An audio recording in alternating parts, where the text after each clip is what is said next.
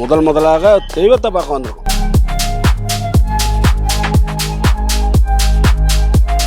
ஆண்டாளர் வந்து சும்மா வைக்கல பேரு, நம்ம அம்மா தாய் தந்தைக்கு வந்து ஆண்டாளர் பேர் இருக்குது பாருங்க.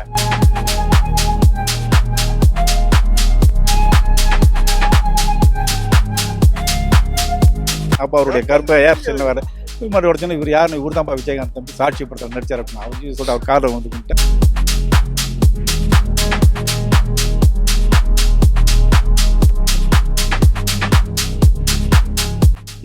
நாங்களாம் வந்து ஸ்கூல் நண்பர்கள். நானுங்க ஸ்கூல் படிக்கிற காலத்தில் வைத்திய காத்தினால் ஷூட்டிங்லேருந்து எங்களுக்கு கேப்டனை பிடிக்கும். அப்போ பார்த்துங்க.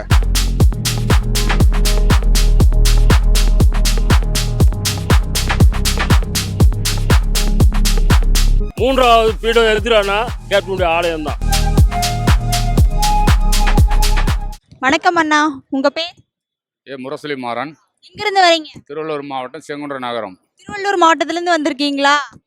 முதல் ஆண்டு குரு பூஜை நடக்குது, இதை பத்தி நீங்க என்ன சொல்ல விரும்புறீங்க? இது வந்து குரு பூஜை கேப்டனை வந்து நாங்கள் தெய்வமாக வழிபடுறோம். பொதுமக்களும் தெய்வமாக வழிபடுறாங்க. அதனுடைய வழிபாடு தான் இன்றைக்கி பார்க்குறீங்க. இந்த இடத்துல சமாளிக்க முடியல மக்களை. இது இனி வரும் காலங்களில் இது குரு பூஜை தான் நடக்க போகுது. நினைவஞ்சலின்றதே எங்களுக்கு கேப்டன் கிடையாது, குரு பூஜை தான். இனி வரும் காலங்களில் இதே தான் நடக்கும். யாரும் இதில் மாற்று கருத்து சொல்ல முடியாது. அனைத்து கட்சியும் அனைத்து மக்களுமே இதை வந்து ஏற்றுக்கிற நிலைமையில தான் இன்றைக்கி இருக்கிறாங்க. யாரும் ஏற்றுக்க முடியாத சூழ்நிலை கிடையாது. எல்லாமே பார்த்துட்டு தான் இருக்குது. ஓராண்டு காலம் ஆயிடுச்சு. இந்த ஓராண்டு காலத்துலேயும் இன்னமும் அது தொடர்ந்துட்டு தான் இருக்குது. இனி வரும் காலம் தொடர தான் போகுது. இது வந்து அரசியல் உள்நோக்கத்தோடு செஞ்ச காரியம் எதுவும் கிடையாது. அது வழி நிறைய இருக்குது, உள்ள சொல்ல முடியாது. என்ன பாருங்க, என் கூடவே தான் இருப்பார். நான் சாவர வரைக்கும் என் கூட தான் இருப்பார். நாங்கள் இங்கே வந்து நிறைய விஷயம் நடந்துருக்குது. என் பையன் எக்ஸாம் எழுத போனான். என் பையன் வந்து படிப்பில் ரொம்ப கம்மி. இங்கே தான் வந்து பேனா வச்சுட்டு போனேன். இது வரைக்கும் 450 மார்க் மேலே தான் எடுக்கிறான்.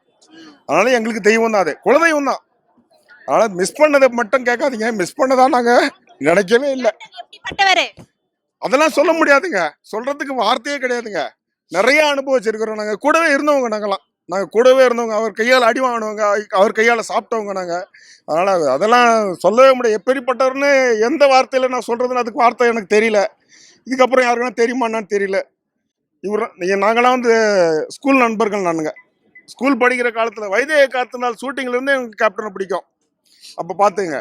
அப்போயே எங்களை அடித்து விரட்டினார், இப்போ ஸ்கூலுக்கு போங்கடா அப்படின்னு சொல்லிட்டு. அதை மீறி வந்தவங்க நாங்கள். ரொம்ப நன்றிங்க. இதுக்கப்புறம் கேட்டால் இன்னும் அழுதுகிட்டு தான் இருப்போம் நாங்கள். வணக்கம், என்னுடைய பேர் விஎல் பாபு. செங்குன்றத்துலேருந்து வரேன். கிட்டத்தட்ட 1984 எங்களுடைய ரெடில்ஸ் பகுதியில் வந்து இது எங்கள் பூமின்னு சொல்லிட்டு ஒரு படம் ஷூட்டிங் எடுத்தாங்க. அதில் நாங்கள் அனுராதாவும் ஹீரோயினாக இருந்தாங்க. அனுராதாவை பார்க்கறதுக்கு தான் நாங்கள் போனாங்க. அப்போ எங்களுக்கு கேப்டன் எது அந்த வயசு தெரியாது. நான் போகும்போது அந்த அனுராதாவை பார்க்கும்போது மேலே அந்த கிரவுண்ட் மேலே கீழே வலிக்கி விடணும். விழும்போது ஒரு நபர் வந்து நடிகர் வந்து என்னை தூக்கி வச்சு தண்ணியெல்லாம் தொட்டு மலை அதெல்லாம் தடவி ரத்தத்தெல்லாம் தொடச்சி கேப்டன் எனக்கு தெரியாது அப்போ கேப்டன். அப்போ அவருடைய கருப்பை ஏர் செல்ல வேறு மாதிரி உடச்சுன்னா இவர் யாருன்னு இவர் தான் விஜயகாந்த் தம்பி சாட்சி படத்தில் நடிச்சார் அப்படின்னு அவர் சொல்லிட்டு அவர் காரில் வந்து கும்பிட்டேன். அந்த டைமில் எங்களுக்கு ஒரு பிஸ்கட் பாக்கெட் ஒன்று கொடுத்து கையில் பண்ணி படிக்கிற வயசு காக்கி டவுசர் வெள்ளை சட்டை போட்டுருந்தேன். இந்த படிக்கிற வயசில் இந்த மாதிரிலாம் வரக்கூடாது, இந்த மாதிரி தவறுனதெல்லாம் முடியாது, போயிட்டு படிங்க, வீட்டுக்கு நல்ல பிள்ளையாருங்கன்னார். சொன்னோன்னு அவருடைய அட்ரஸ் அவருடைய பிஏ கிட்ட வாங்கி அன்றைக்கி மறுவாரமே சனிக்கிழமை ராஜாபுரத்தில் அவருடைய இடத்துக்கு போயிட்டு அவருடைய மீட் பண்ணி வாரம் அன்னிலேருந்து இனி வர 42 வருஷம் தலைவருடைய தான் என்னுடைய பயணம். தலைவர் இன்னும் வாழ்ந்துட்டு தான் இருக்கார். தலைவர் வந்து மறைவில்லை. இருந்தாலும் மறைந்தாலும் பேர் சொல்ல வேண்டும், இவரை போல யார் என்று ஊர் சொல்ல வேண்டும்னு சொல்லுவாங்க. ஆனால் எங்கால் மறையில் இருக்கிறார், இன்னும் இருந்துக்கிட்டு இருக்கிறார். இருந்து ஏழைகளுக்கு இன்னும் உதவி பண்ணிட்டு இருக்கார். ஒன்றுமே இல்லை. உதாரணத்துக்கு வந்து இப்போ பார்த்தீங்கன்னா லப்பர் பந்துன்ற ஒரு படம் தலைவருடைய பாட்டை வச்சு அந்த படம் ஓடிடுச்சு. அப்போன்னா எங்கள் தலைவர் வாழ்ந்து அப்போ திரையுலகமே வாழ்ந்துட்டு இருக்காருன்னு சொல்லிட்டு வாழ்ந்துட்டு தான் இருக்கிறார். அதனால் வந்து தலைவர் வந்து யாரையும் வந்து அவர் நம்பினார் கெடுவதில்லை. அன்றைக்கே எடுத்துட்டார் படத்தை. நம்பினார், புரட்சி கலைஞரை நம்பினார் கெடுவதில்லை.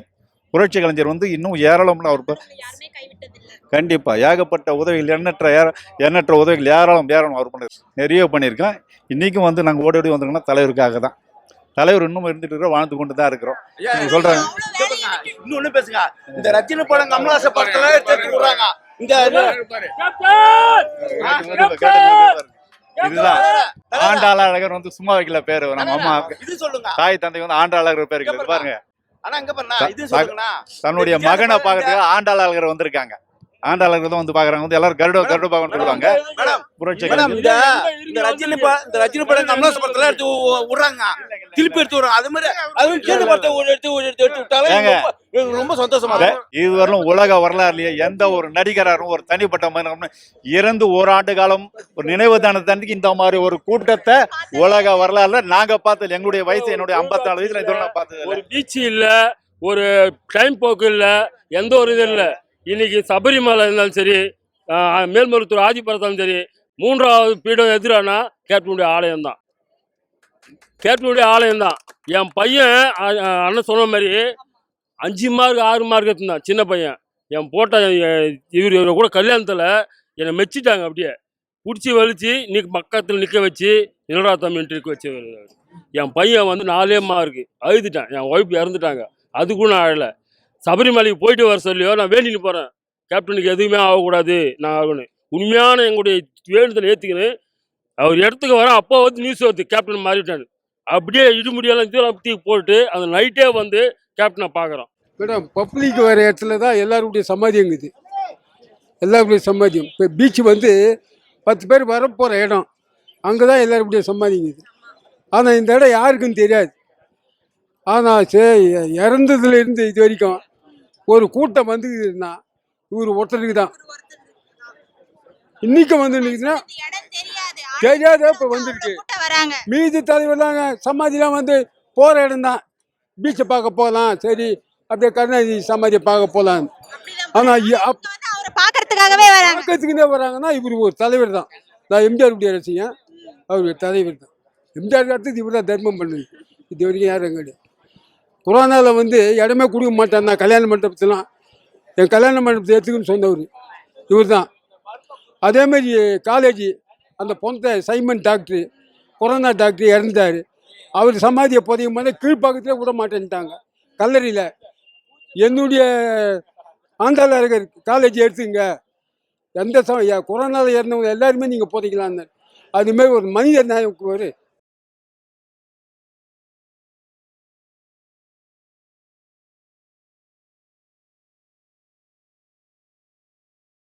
நாங்கள் வந்து அரியலூர் மாவட்டத்திலேருந்து தெய்வத்தை பார்க்க வந்திருக்கோம்.